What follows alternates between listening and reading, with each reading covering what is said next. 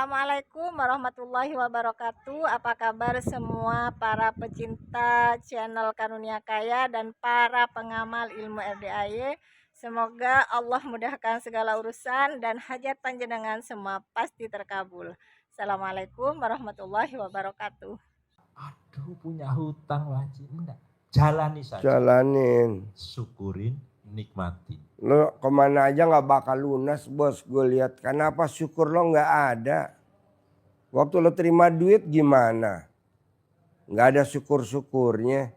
Sekarang lo nggak punya duit, lebih parah lagi nggak ada syukur-syukurnya. Janganlah, harus bersyukur. Harus bersyukur. Harus bersyukur. Hari ini ada orang mati, orang terkaya di Indonesia tadi mati. Kalau tadi gue ajak ngobrol, mau gak lo hidup? Yang mati dia aja. Ntar lo kasih dia 10 miliar.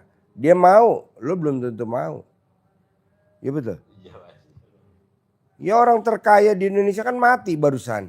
Gak usah gue sebutin namanya. Duitnya triliunan. Kali gue minta 1 triliun dikasih dia. Yang penting dia hidup. Lo yang gue kasih 1 triliun. Tapi gak mau. Jadi intinya apa? Syukurin. Kupingnya gak budak. Matanya gak buta. Kakinya gak buntung. Ayo. Gak usah gue sebutin namanya yang kakinya buntung. Gak usah gue sebutin yang tangannya buntung. Dari? Hah? Kamu siapa? Hah? Oh. Emang tadi yang privat? Jadi kalau gue lihat bos, lu cuman syukur aja bisa terkabul. Gue gak setuju. Kalau mau hajatnya terkabul harus sedekah ekstrim. Benar. Tapi kalau yang gak punya duit, ibadah ekstrim. Oke, kalau badannya sempurna. Kalau badannya gak sempurna, syukur ekstrim. Nah, jadi ada 3. Lo pilih aja yang mana yang lo mau. Syukur ekstrim Pak Haji. Ya udah syukur ekstrim. Alhamdulillah, alhamdulillah, alhamdulillah, alhamdulillah. Alhamdulillah, alhamdulillah, alhamdulillah, alhamdulillah. Dari bangun tidur sampai mau tidur, ucapnya cuman alhamdulillah. Bohong gak cair 10 miliar. Dari gue 1 miliar dah, dari Allah 10 miliar. Cuman itu doang. Bisa, harus bisa lah. Bos, lo terangin ayatnya. Kenapa dia terpuruk? Karena lo gak sedekah. Kenapa lo di hidupnya dimuliakan? Karena sedekah. Tuh, ada kan ayatnya di Al-Quran, coba terangin. Iya, jadi kita memang harus evaluasi ya, evaluasi. Kenapa? Tapi tidak boleh menengok masa lalu menjadi terus akhirnya jadi ngeluh. Wah, saya kok enggak ya. Itu menjadi evaluasi seperti Pak Haji contohkan kalau kita naik mobil itu tidak harus noleh ke belakang, tapi cukup ngelirik spion saja. Tapi kalau kita jalan ke depan ya sudah jalan. Masa lalu kita tengok menjadi evaluasi. Berarti sekarang harus tidak seperti itu. Apa itu? Kenapa Allah tidak menjamin kehidupan bisnis kita, usaha kita, karir kita itu tidak dijamin Allah dengan sempurna meningkat.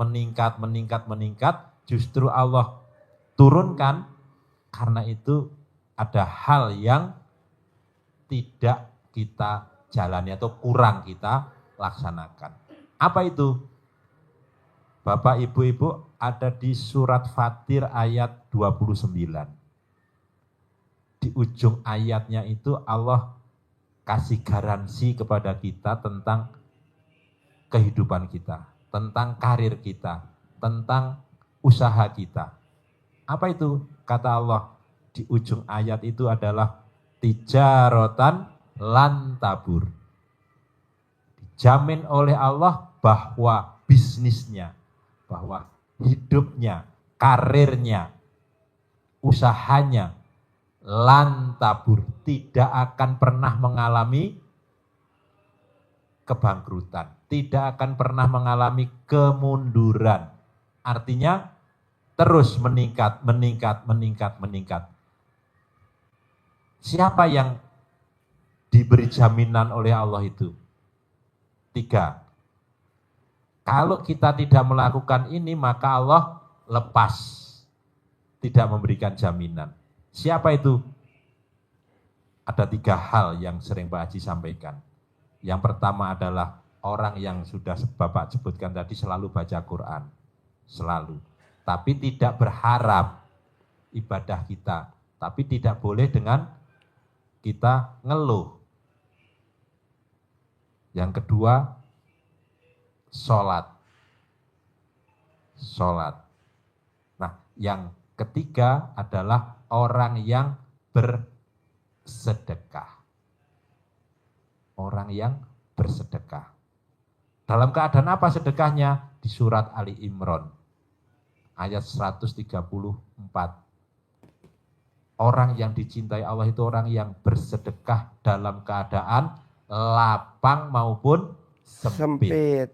Innalladzina yunfikuna fis-sarra'i wad-dharra'i. Dalam keadaan lapang, dulu pas Bapak Ibu dalam keadaan lapang, sedekahnya seperti apa?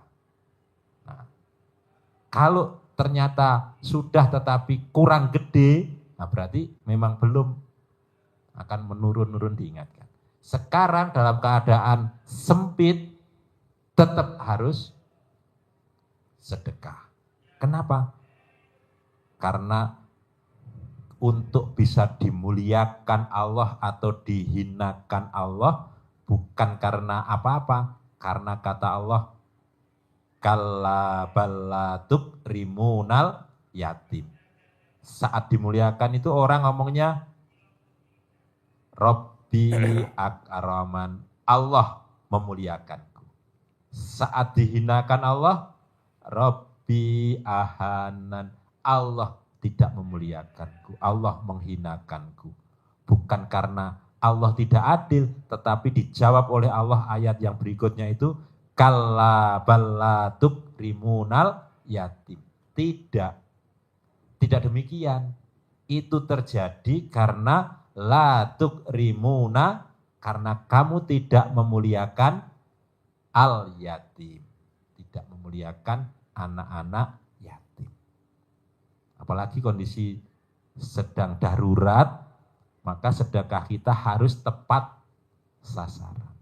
Kemana? Ke anak yatim. Supaya ayat ini menguatkan kita.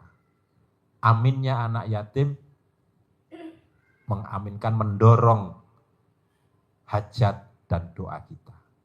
Tapi yang bikin kita tidak terkabul sama sekali, kita suka ngomong begini bos. Kan saya sudah sedekah ke anak yatim. Mampus, gak bakal terkabul. Kok begitu Pak Haji? Lah itu kenapa diungkit? Yang udah terjadi ya udah, itu kan masa lalu.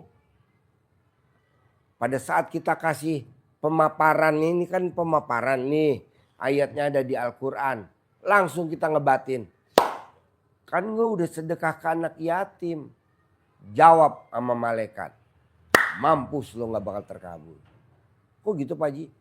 Bales-balesan. TikTok. Ya betul. Jangan bos. Kita nih suka apa bos? Suka pembenaran. Gue udah sedekah. Gak gitu. Gue udah salat subuh. Gak gitu. Gue udah tahajud. Gue udah baca Quran. Gak ada. Yang bisa nilai kan Allah. Ngapain kita sebagai manusia suka pembuktian? Nah kita suka lawan, counter.